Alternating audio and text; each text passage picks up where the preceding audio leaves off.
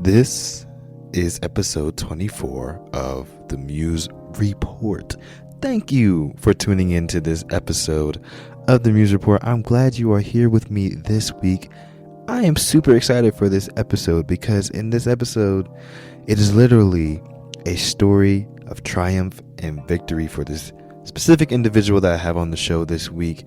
I mean, when you talk about taking your dreams and turning them into a reality, it doesn't get more exact than his story, and it is such a good one because you just see the process that goes on behind the scenes of how people achieve their goals. So on this episode, I have with me Mr.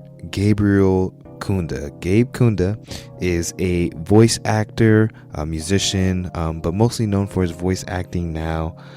He went viral on Facebook, Vine, Instagram a few years ago with his great voice acting skills that he would post where he's doing different characters and multiple characters at the same time in the same video.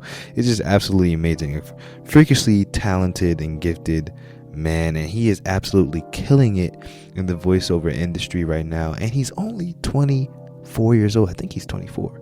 So if you're a young person, a millennial listening to this can directly apply to you. You don't have to wait long to turn your dreams into reality. But as I always say before we get into this episode that I know you will love and enjoy, subscribe. And if you don't know how to subscribe, I will post a video about showing you how to subscribe, also how to rate and review, because that might be a little difficult. I remember when I first started rating and reviewing podcasts, I struggled a little bit trying to get my name and everything right so that I could put my rating and write my review. So if you're having trouble with that, you could DM me on the Instagram page at muse.mentality, or you can message me on Facebook, the Muse Report podcast page on Facebook.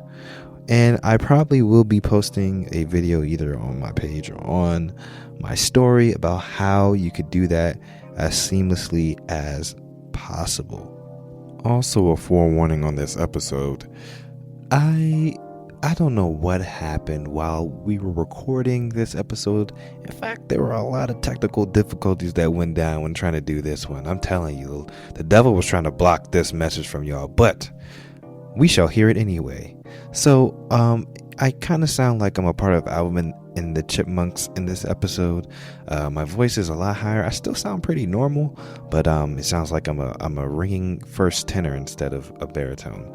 So just I hope it doesn't distract you during the episode. It shouldn't. Whatever Gabe says is still rather profound, but that's just a warning so you don't think that anything or your device is malfunctioning or anything. Yeah, I just sound like a chipmunk in this episode, but we will go on. So without further ado, we are going to get in this episode with Mr. Gabriel Kunda. Here we go.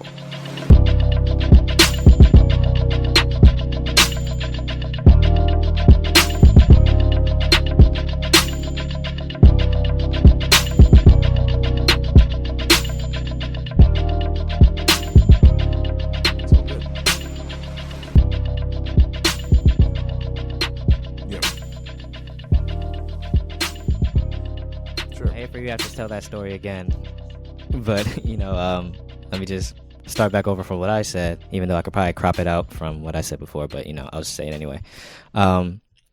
Just the process of your maturation through watching you try to perfect your craft, and your passion that you had when you were doing those things, and watching you grow progressively to getting bigger and bigger. More opportunities, more doors are opening, and now seeing you having a professional career as a voice actor was just amazing to just watch from a third party view, like just watching it happen.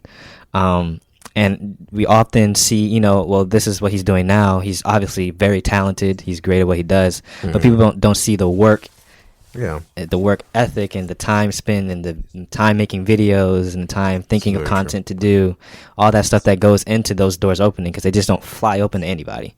So I just really want to go back to your younger days, and how you kind of got into the whole voice acting thing. How did it start? Was it something that you just always loved, or was it something that you just kind of fell into, you grew into it? How did that go? went to Mansfield Summit High School, and it was about my sophomore year where like I was in a class, biology class, and they would do the whole popcorn read where they would pick individual people to kind of read and, you know, take turns or whatever. And so as they were doing that, I was kind of like, man, you guys are reading it all boring. Like it's no fun. You know, it's like, what? And because I have a big imagination, I was just like, what would it sound like if James Earl Jones read this? And so, you know, I put on my James Earl Jones voice and I was reading some passage, and the kids would start to, like, the students would start to get like involved, and so it was like, wow, I'm understanding it better than me reading it myself. And so it was really cool, because then the teacher is like, okay, wow, like we're gonna pick on you to read all the time. And so they were doing that. And at the end of the year, I remember her pulling me aside and was like, her name was Miss Dunham. Right. She was like, listen, you need to find a way to get into like announcing, or like try doing something for the school, maybe do announcements for the school. And so I was like, yeah, I'll check that out. And so I signed up to do the audition for the announcements, and they picked me, and I was like, okay, cool. Now I got to read up on this and know like what goes into it. And so I searched up announcing, and some videos came up. You know, I was like, okay, it makes sense. But then there was a video on the right side that said voiceover. And I clicked on it, and it was a video called $1 Million Voices. You can check it out on YouTube. And it pretty much had all the great voice actors of all time, pretty much, on one video. And I'm just watching this, and I'm like, oh my gosh, like this is a thing. Like this is, like, you can make a living doing this. And so I was like, this is what I want to do. I already knew in my mind, I want to do this. And so from there, I kind of had a kind of trajectory, like, okay, voiceover, this is, how do I get into it? And I was reading up everything I could on it. In our district, we have a radio broadcasting class that you can go to at another school. And so I went over there, I signed up for the classes, I took the classes. And normally in voiceover, a lot of the radio personalities, they just kind of fall into voiceover. For me, I knew what I wanted because of everything I've seen. I was like, okay, I need to get into voiceover through radio, not understanding how it really worked. But I did radio, and it showed me how to, you know, cut video, cut audio, you know, all the mic technique, everything, like script interpretation, all that stuff.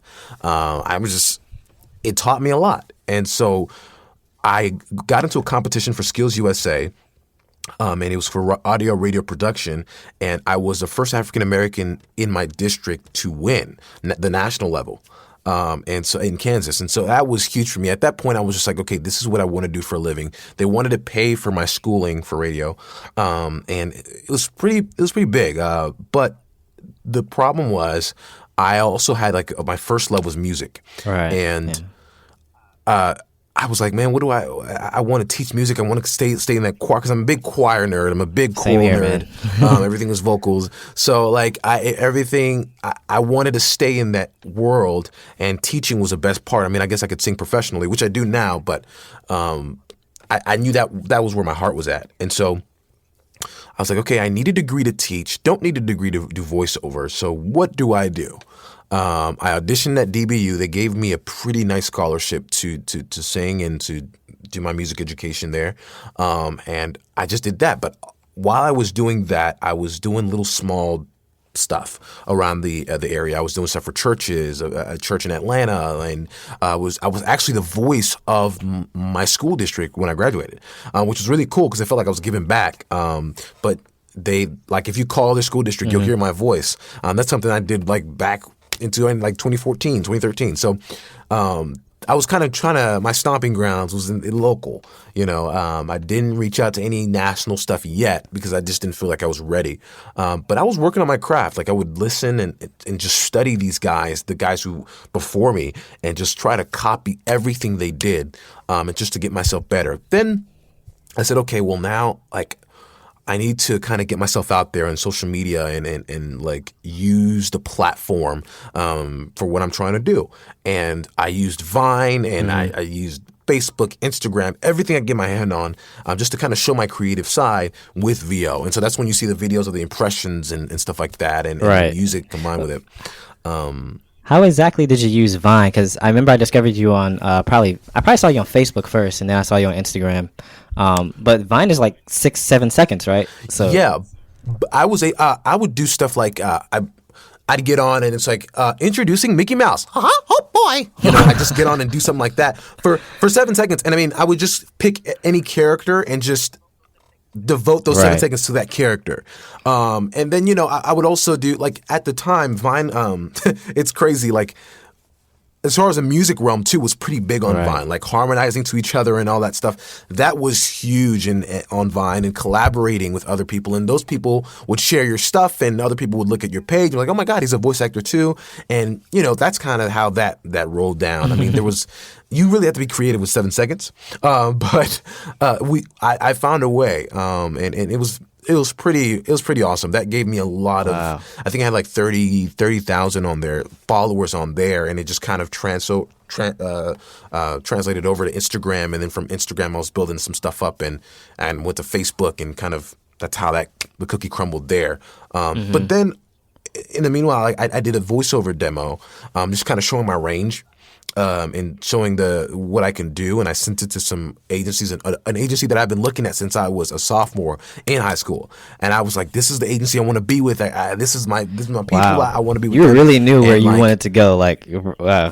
Yes, absolutely. Like, I knew it because I knew the players, and I knew that they were on that roster, and so I was like, one day I'm going to be on that roster. I don't know how I'm going to do it. I know there's not a lot of brothers, African American brothers on that roster, but I said one day I'm going to be able to break it, and so I worked. I really did put the time in to learn the craft, and I sent my demo over to the agents, and I was like, palm sweating. I'm about to go on a choir trip, a collegiate choir trip to Italy. And so I'm just like, oh my God, I haven't heard anything yet. What's going on? And then like literally the day I was supposed to leave, me and my girlfriend are sitting in IHOP, and I get a call, and the head of the agency calls me they run 2 offices in New York and LA. She called me from New York, and she said, listen, you sound incredible. We want to bring you on. And so I was like, okay, wow, like this is tears flowing and everything. And I couldn't believe it. But I knew that's when the work would have to, now it's time to prove myself, that I wasn't kidding around. And that's kind of how my career really took off at that point, which was a year ago, almost a year ago. You're a little bit over, but yeah. Man, that honestly might be the top best feelings like ever in the world. Like, you work so hard for something, and then like it all just comes to fruition, like finally.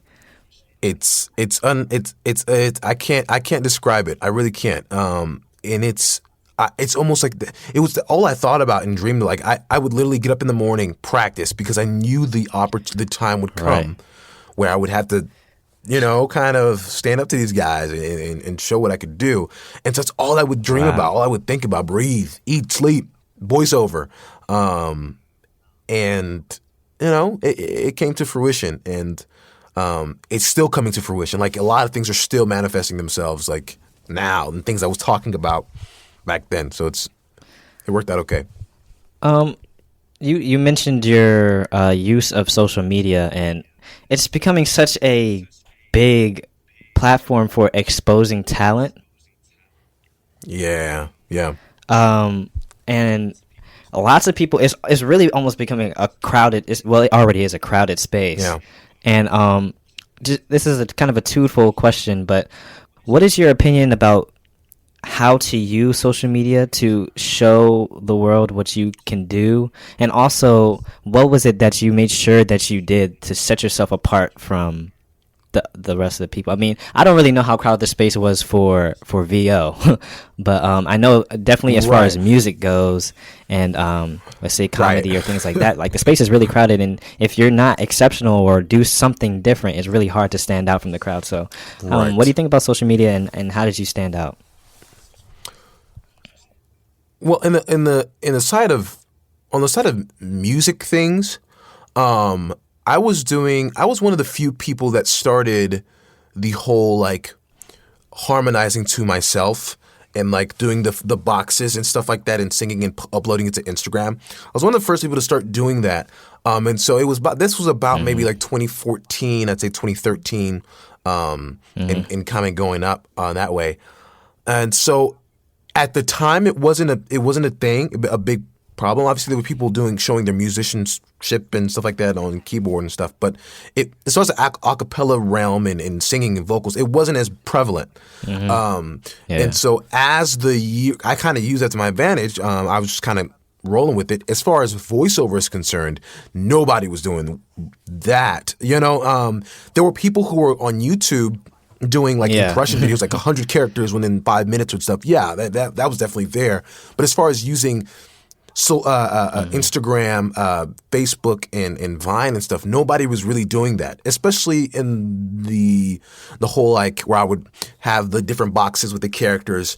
Nobody was doing that, and I wanted to, and that was my thing. How I wanted to set myself apart. I was like, I wanted to. I wanted people to see the characters, and I wanted people to see me, and so that it's not like me just saying on the caption, "Hey, I'm doing Homer Simpson," because at that point, you may not really connect it. But if you see Homer Simpson's face and you see me doing it, you're just like, "Oh my gosh, I can," it makes sense. And so that's what I wanted to bring to it. And I remember something that really took off was, and I didn't know that there was a world for it, but like the Batman series that I would do. I did a couple of those series, and those things went like viral. Like I can't even explain. It was very overwhelming because I was like, I didn't even know it was a world. So now I think I'm like at 12 episodes now where I've done just all the voices on my own, and with the exception of few others where I had my friends help me out on, but. That was really what put me on the map as far as voiceover is concerned, and I realized then I was like, okay, this is the way that can get me in as far as like getting me noticed by people who can make decisions.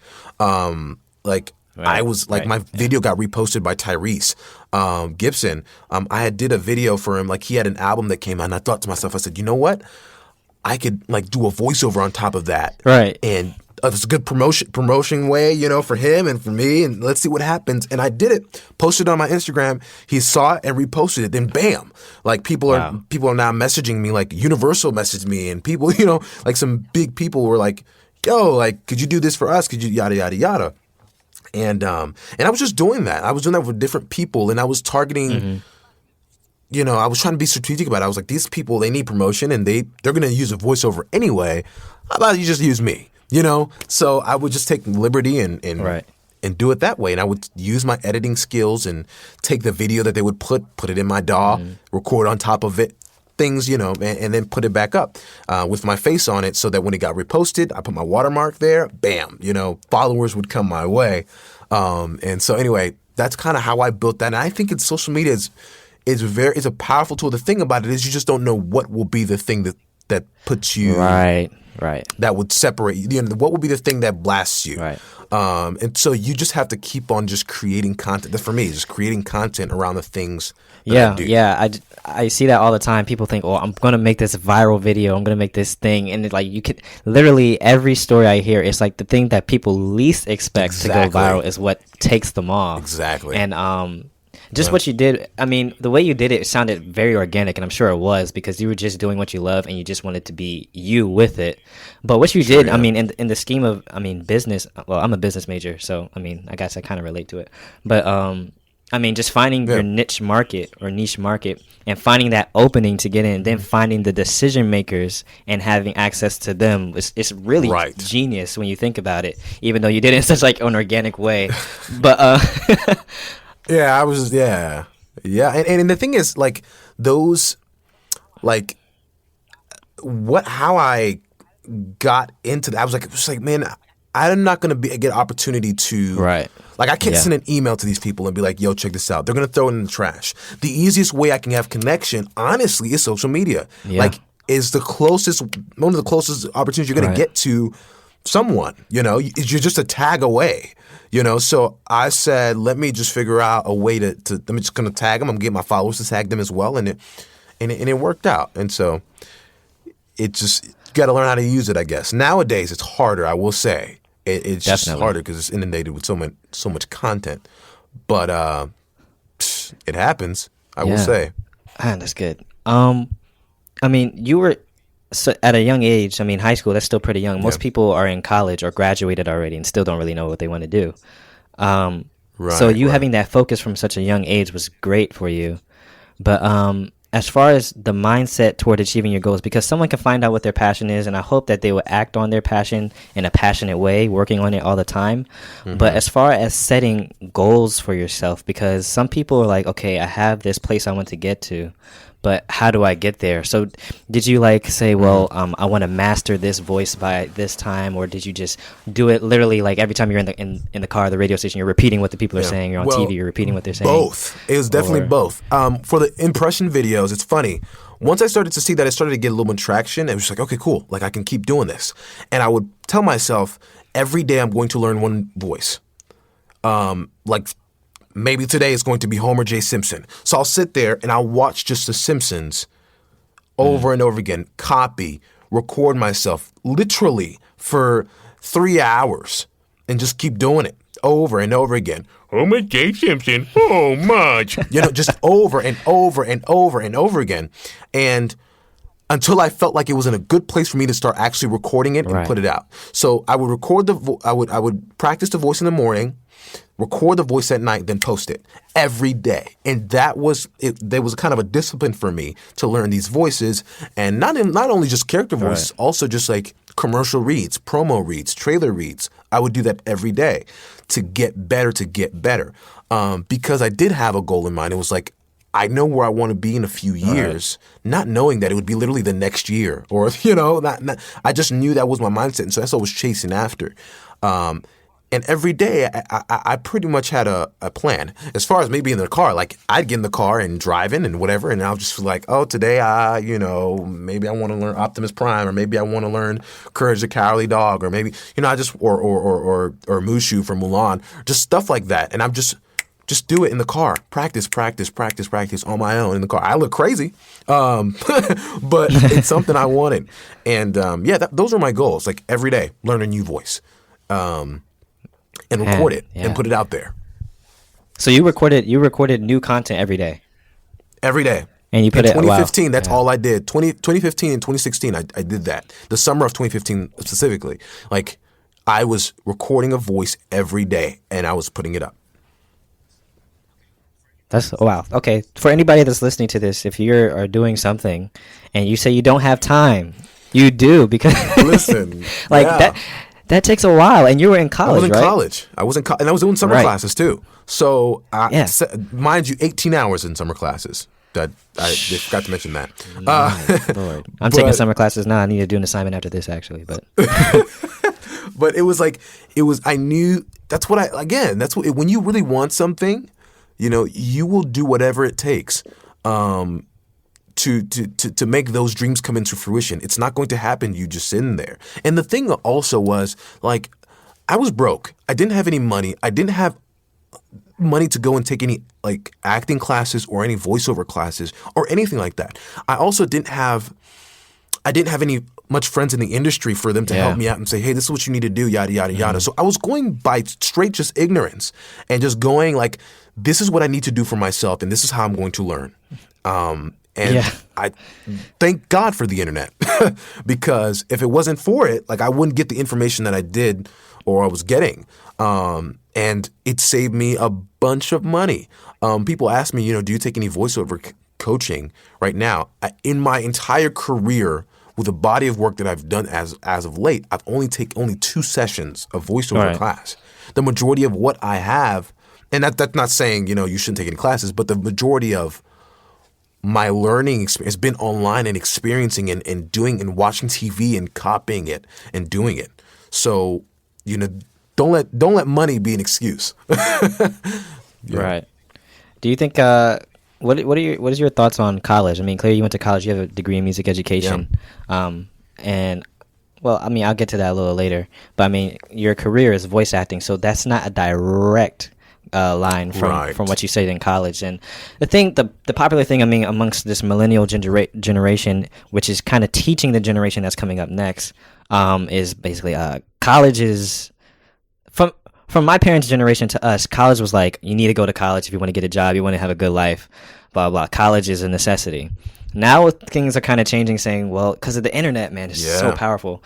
I mean, you can learn what you need to learn without True. college. It's a Very choice. true. You can make it because there's so many examples, and we get to see so many examples every day of people who are making it without a college education. Yeah. So what do you think about that? I think when I look back on it, it's like, man, I probably could have still done what I'm doing if I went to a trade school, a 2-year situation. And it's nowadays it's not as necessary, I feel like. But a lot of what I experienced in college, believe it or not, contributed to where I am now. So it was all that, like the connections that I was making with people, the opportunities, the opportunities that I was getting from just being in school, and like I didn't have any bills to pay because for the most part, like my bills were taken care of by the scholarships and stuff like that. So I was able to focus on VO and work that. I feel like if I was outside of that bubble, because college is somewhat, it somewhat carries you. Obviously, you are paying your stuff, whatever, but it's somewhat, you know what I'm saying? You're still in some type of Right, yeah. structure. And Yeah, I so understand. without that, I feel like I wouldn't have been as focused. I feel like I would have had to maybe be doing like a 9-to-5 job to kind of, you know what I'm saying, outside of it. So I will I say, understand. although it's not directly in voiceover, I still feel like it helped. It really did. And plus, I'm a musician. So I think it was important for me to know, like right now I teach voice also. I teach voice lessons with different students. The things that I know now as far as the human voice, I wouldn't have known that and I went to college. I mean, just kind of like, That's exactly what I was about to get to. you know, Yeah. like the whole the literature that I would sing in choir, like Right. the traveling that I went to Italy, England, I wouldn't have gotten able to do those opportunities had it not been for school.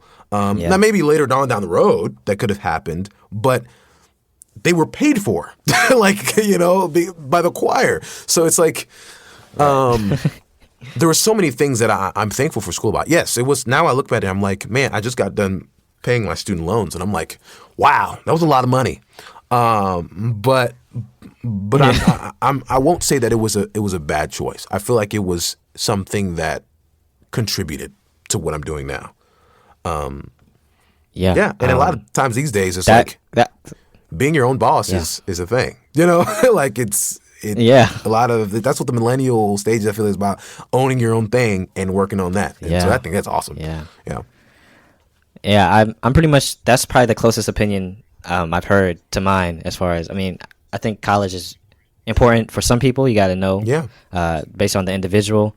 But as far as for me, man, just not necessarily what I'm learning in the school that I study in, but just the experiences, man. Like I was talking to you before we started recording, I'm about to go to South Africa in 2 days.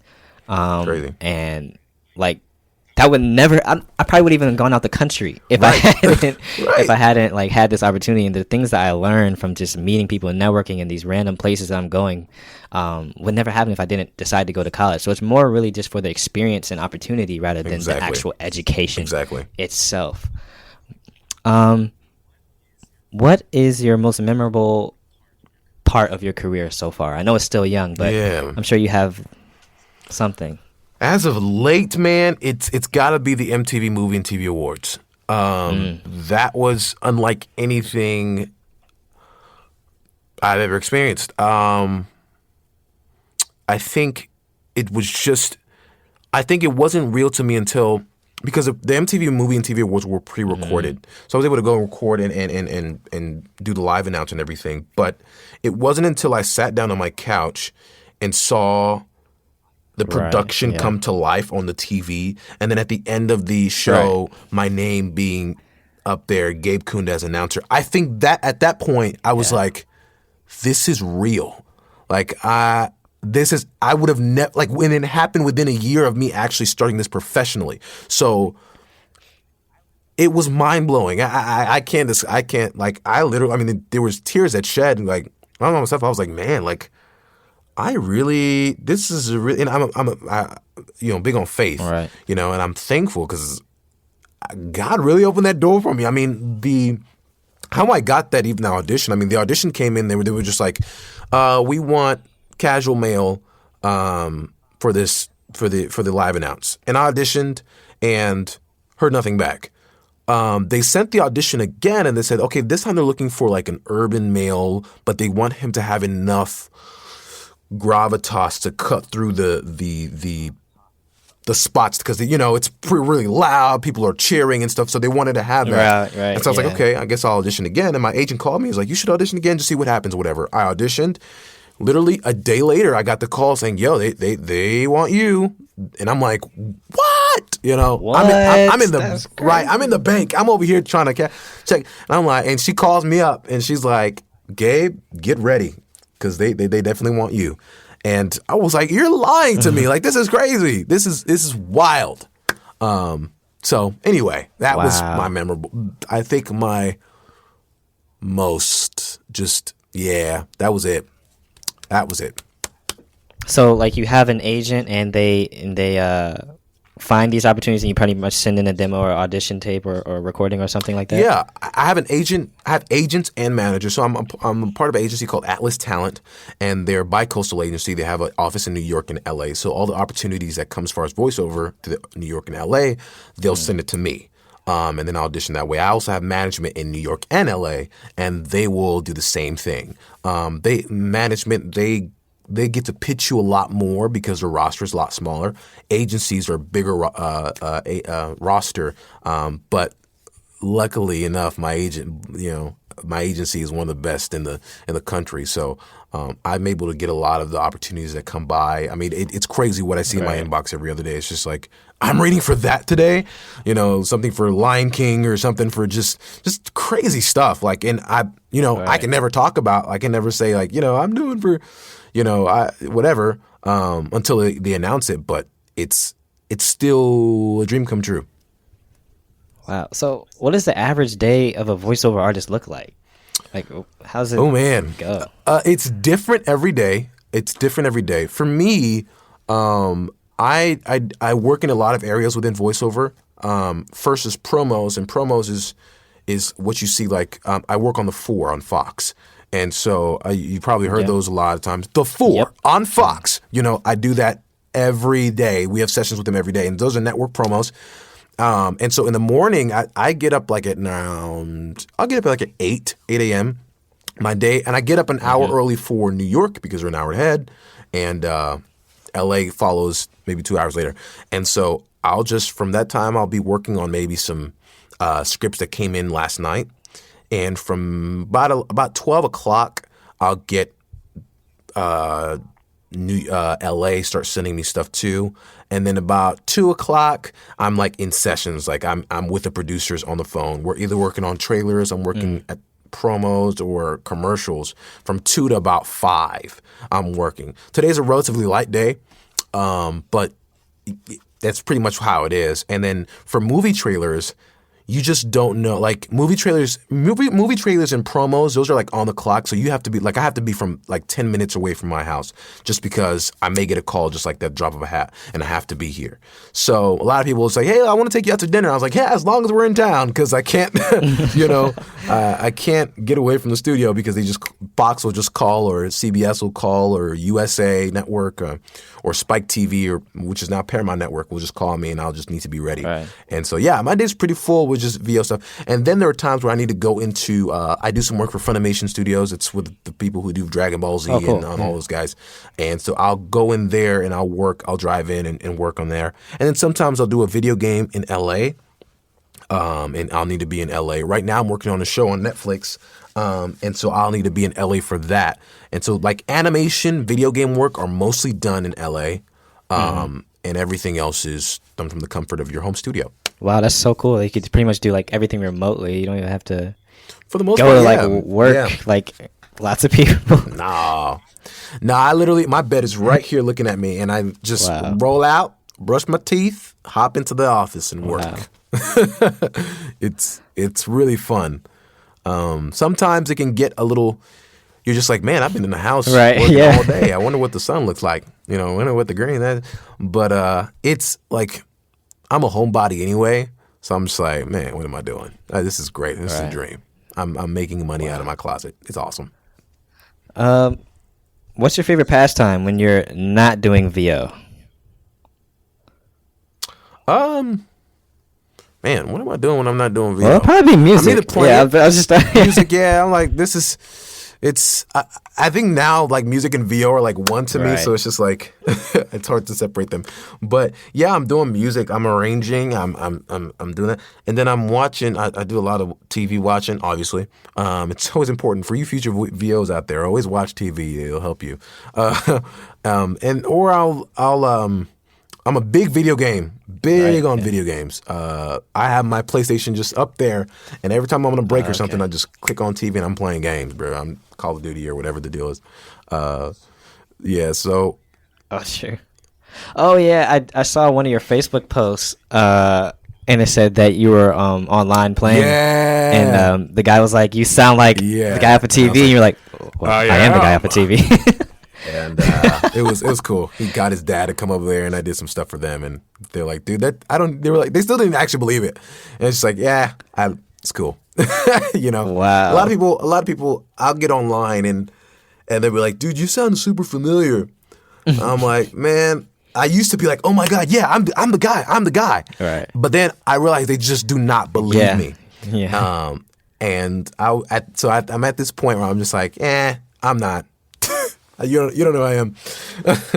Yeah. So, Yeah. I get that all the time. just got have an a interesting familiar voice, with that you may know. Wow, that's so cool, man. And I mean the music stuff too. I'm gonna put all your handles. I'm gonna ask you also to plug them at the end. But I have them in the show notes so people could check out your website, Instagram, Facebook, wherever they want to go. Sure. But I mean the stuff that you post with like Jarius and Liv and all that stuff is just like so good. Like you give hope to all the bases out there, man. Like Oh yeah. it's so like the stuff you do in your register is phenomenal. And Thank you, I mean, brother. I meant Thank to you. ask you back when we were on the topic, but we kind of segued off of it. But the things, I mean, I'm sure you've taken some vocal or pedagogy classes, being a music major. Sure. Did that help with the yeah. VO, like how to control your voice, your diaphragm, and how yeah. to manipulate the human voice? Yeah, naturally. I mean, I'm a bass baritone, so naturally I don't have a cutting big voice, and Right. so but what I've learned in music, we can manipulate things to make it sound as if. You know, and so when I'm getting up to the mic and I have to do something for like a trailer or something like that, rated PG-13, Right. now playing, and I have to do something like that, I'll just open the chamber, you know, and just kind of make it a more rounder sound, and so everything sounds a lot more epic, you know. And that's the stuff I just Right, learned yeah. in music, you know, and just and pedagogy and stuff, or if I need to make the sound a little bit more thin, just everything is up here, you know, and kind of lighter and. Yeah, you know? I hear that in your things too. I'm like, man, his voice is so versatile. Like sometimes he sounds like a different person. Well, I mean that's what you're supposed to do, but yeah. Right, acting, right, but I definitely got that from. Or if I got to be a big guy, just big and tall and kind of with a gruff voice, or sometimes I got to be a bit higher, and just manipulating that. And when I knew kind of the mechanics of my voice, I'm like, and again, taking vocal pedagogy kind of helped you understand, Right, okay, this is what's going on when I'm doing this and that and that. That helped. And so, yeah, I definitely, I picked up some stuff from the tricks of the trade through pedagogy and voice training. Yeah, I'm gonna have to. I mean, I never took voice lessons. I was a music minor for a couple semesters, but I mean, I'm trying to graduate this year, so I kind of had to drop some things off. No, brother, go ahead and graduate that. Get that degree, man. So, but I mean, I sing in the Aeolians and stuff. So I mean, I'm literally around music every day, and lots of my friends are music majors and stuff. But I just learning. I'm a natural bass baritone too, so I had to hit some pretty low notes for this competition that we're about to be in. I'm going to need some help. I might need some help on how to hit those. As long as it's in the morning, you fine. Oh yeah, in the morning. I'm James Earl Jones in the morning. Oh man.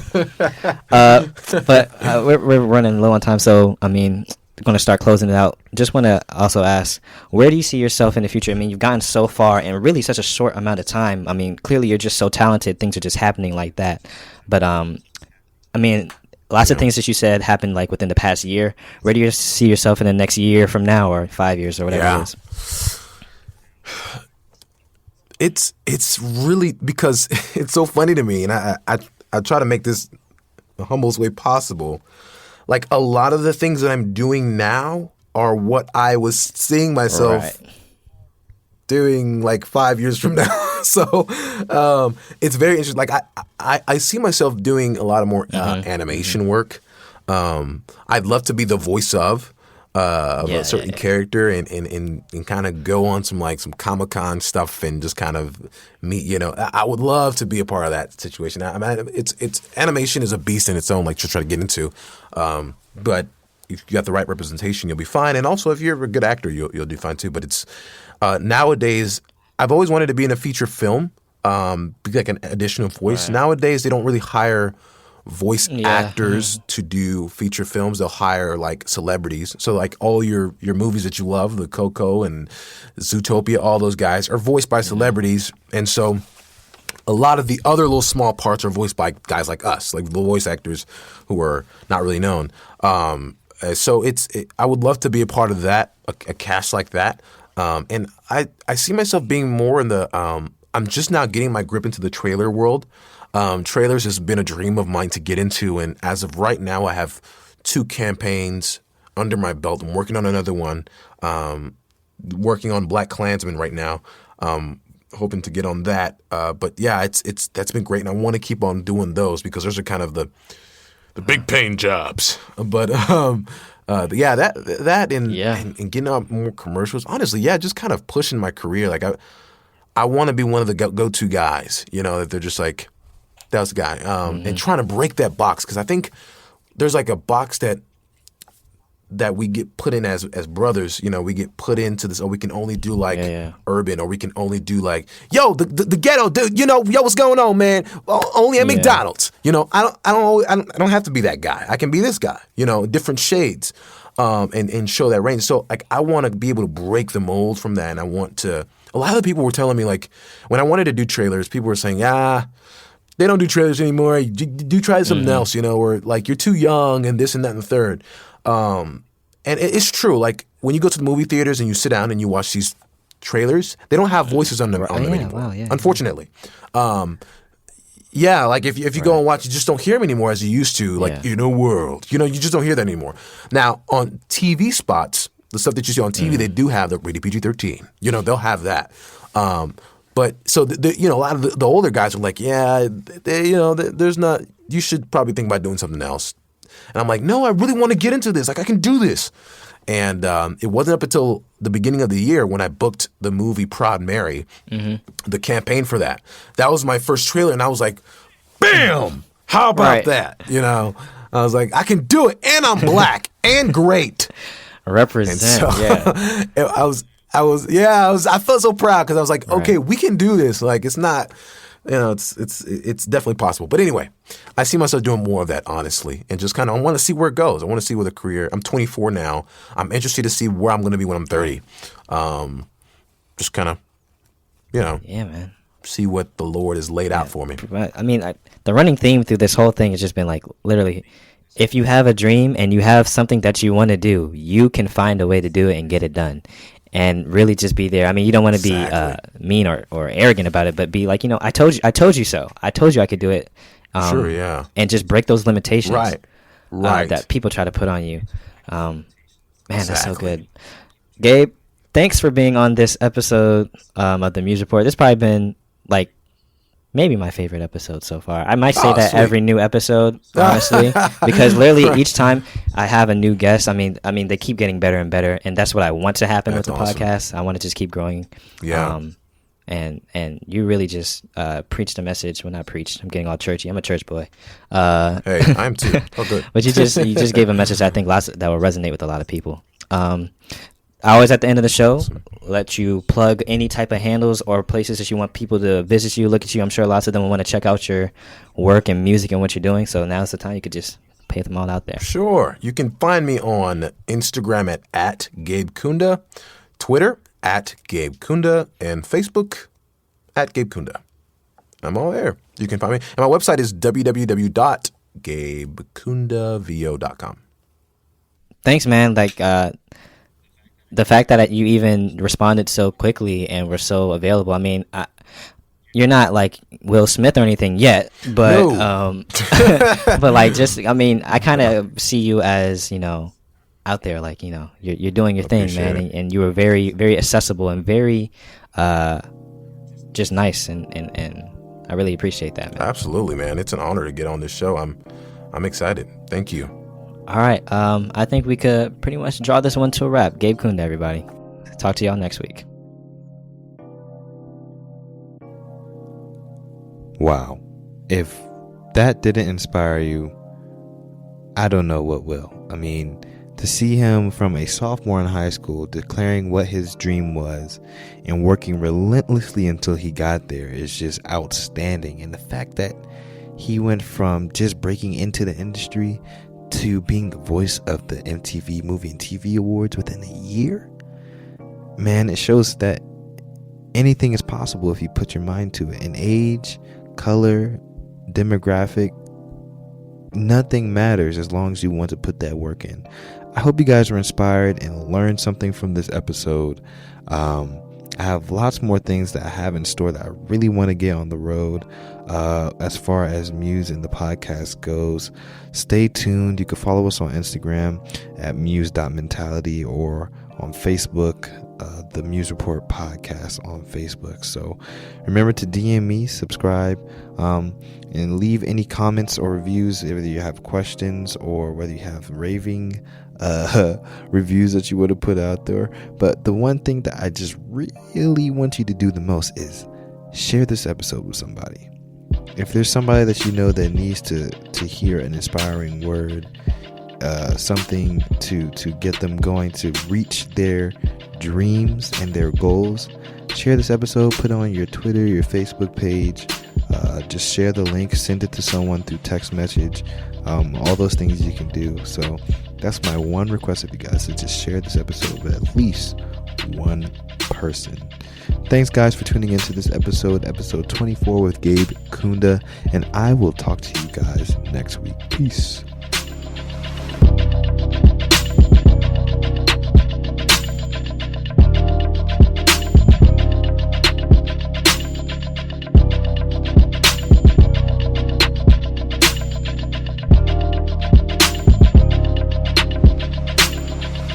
Hey guys, Clee here. Thanks so much for listening to the Build Your Vision podcast. I hope you enjoyed this episode. I would think you did if you stayed all the way to the end.